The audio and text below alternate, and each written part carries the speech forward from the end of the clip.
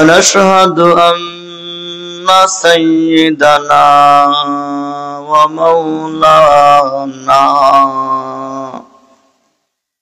محمدا عبده ورسوله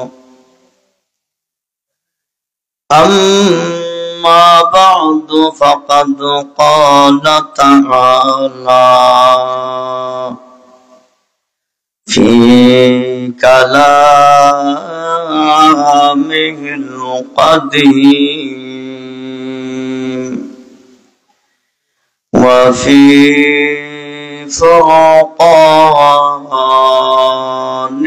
الحميد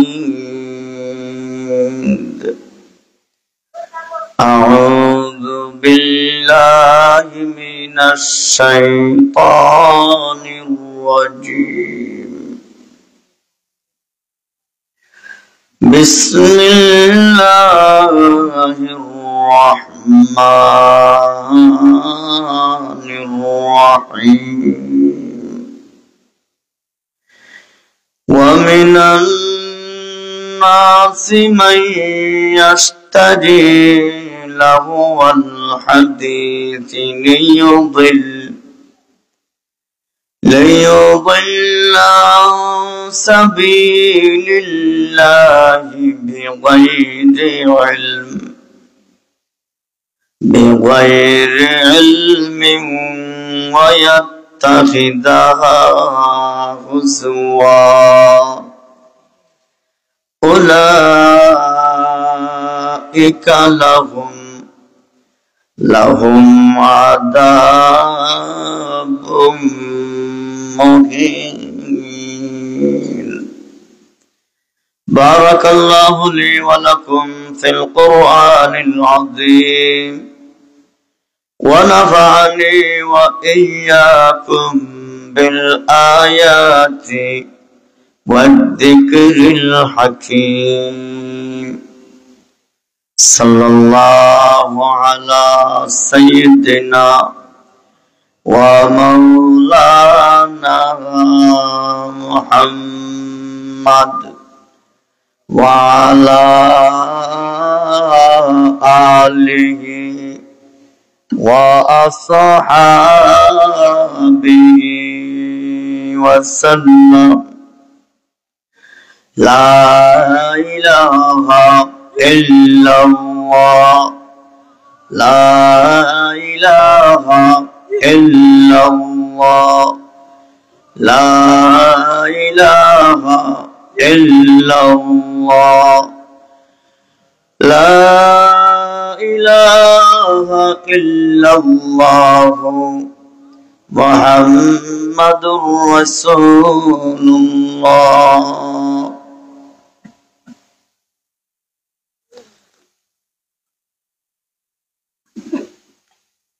আলহামদুলিল্লাহ, তাফসীরুল কোরআন মাহফিলের সম্মানিত সভাপতি, উপস্থিত সর্বস্তরের ধর্মপ্রাণ মুসলমান ভাইয়েরা, বাড়ি ঘরে অবস্থানরত আমার সম্মানিত মা ও বোনেরা, আল্লাহ পাকের হাজারো মেহেরবানি আমাদের এক কোরআনের মাজলিস আয়োজন করার তৌফিক দান করছেন। সাথে সাথে মুবারক মাজলিসে উপস্থিত হয়ে কোরআন হাদিসের কথা বলার শোনার সুযোগ করে দিয়েছেন। সকলে পড়ে আলহামদুলিল্লাহ। আমি আপনাদের সামনে কুরআনুল হাকিম সূরা লুকমানের 6 নম্বর আয়াতে কারিমা তেলাওয়াত করেছি। আপনাদের খেদমতে দোয়া চাই, আল্লাহ পাকের দরবারে তৌফিক কামনা করছি।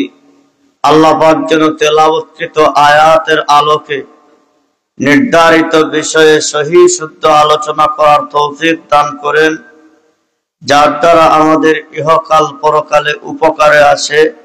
সবাই বলে আমিন। আমি আপনাদের সামনে যে আয়াতে কারিমা তেলাওয়াত করেছি, আগে আয়াত নাজিলের কারণ জানলে সামনের কথা আমাদের বুঝতে অনেক সহজ হবে। এই আয়াত নাজিল হওয়ার কারণ হলো আল্লাহর নবী বিশ্ব নবী রহমতুল্লিল আলামিন মুহাম্মদুর রাসূলুল্লাহ সাল্লাল্লাহু আলাইহি ওয়াসাল্লাম যখন মক্কা নগরীতে দ্বীনের দাওয়াত শুরু করলেন, অনেকেই নবীর দাওয়াত গ্রহণ করে মুসলমান হয়েছিলেন। আল্লাহর হাবিব সাল্লাল্লাহু আলাইহি ওয়াসাল্লামের কাছে দাওয়াতের সবচেয়ে বড় মাধ্যম ছিল আল্লাহ পাকের কুরআন, আল্লাহর কালাম। আল্লাহর নবী কোরআন দিয়ে মানুষকে দ্বীনের পথে দাওয়াত দিতেন। কুরআনুল হাকিম নবীজি তেলাওয়াত করতেন, যেই তেলাওয়াতে অনেকেই প্রভাবিত হয়ে যাইতেন। বিশেষ করে মক্কার মুশরিকদের অনেক মহিলা এবং ছোট ছোট ছেলে মেয়েরা অনেকেই নবীর তেলাওয়াতে প্রভাবিত হয়ে যাইতেন। এই অবস্থা মক্কার বেঈমানেরা লক্ষ্য করে দেখলো যে এই কোরআনের বিকল্প কিছু একটা তাদের জাতির কাছে উপস্থাপন করার দরকার, যেন মানুষ কোরআন থেকে বিমুখ হয়ে, কোরআন থেকে ফিরে, ইসলাম থেকে ফিরে তারা যেন মুশরিকানা কাজ, ইহুদিয়ানা কাজ, আল্লাহ রসুল বিরোধী কাজে মানুষকে দাবিত করতে পারে। সেই ধারাবাহিকতায় তাদের এক নেতার নাম ছিল নজর ইবনে হারিস। এই নজর ইবনে হারিসে তৎকালীন সময়ে বিশ্বের বিভিন্ন দেশে ভ্রমণ করতে যাইত, ব্যবসায়ী মানুষ ছিল। সে রোম এবং পারস্য থেকে, আজকের দুনিয়ায় যেই দেশকে ইটালি বলে, যেই দেশকে ইরান বলে, এই সকল দেশ থেকে রাজা বাদশাহ হলতের বিভিন্ন কিচ্ছা কাহিনী, মন গড়া কথাবার্তা এবং গায়ক গায়িকা, বাদ্যযন্ত্র, ডুল ডফকি সহ এর সাথে সম্পৃক্ত যত কাজ আছে, যত বস্তু সামগ্রী ছিল, এইগুলো তারা ক্রয় করে মক্কায় নিয়ে আসত।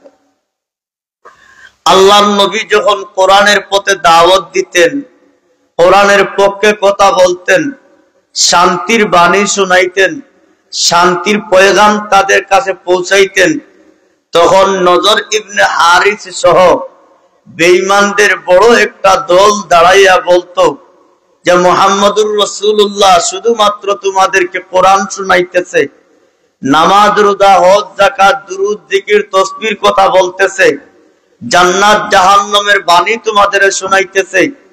এইগুলো তোমরা প্রত্যাখ্যান করো, আসো আমাদের কাছে, আমরা তোমাদের আগেকার যুগের রাজা বাদশাদের কিচ্ছা কাহিনী শোনাবো, আমরা তোমাদেরকে গান বাজনা শোনাবো, আমরা তোমাদেরকে ম্যাজিক বিভিন্ন নাটক দেখাবো, আমরা তোমাদেরকে বিভিন্ন খেলা মেলা দেখাবো, আমরা তোমাদেরকে বিভিন্ন রকমের নির্লজ্জ বেহায়া মহিলাদেরকে তোমাদের কাছে গাওয়ানের ব্যবস্থা করে তোমাদেরকে চিত্ত বিনোদন করার চেষ্টা করব, আসো।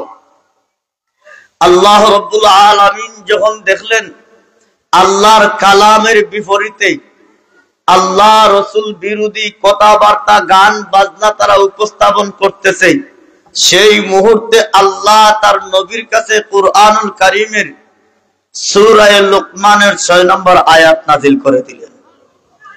আল্লাহ বলতেছেন, ওয়া মিনান নাসি মান ইয়াশতারি লাহুল হাদিস লিয়ুদিল্লা আন সাবিলিল্লাহি বিগাইরি ইলম ওয়া ইয়াত্তাখিযাহা হুজওয়া।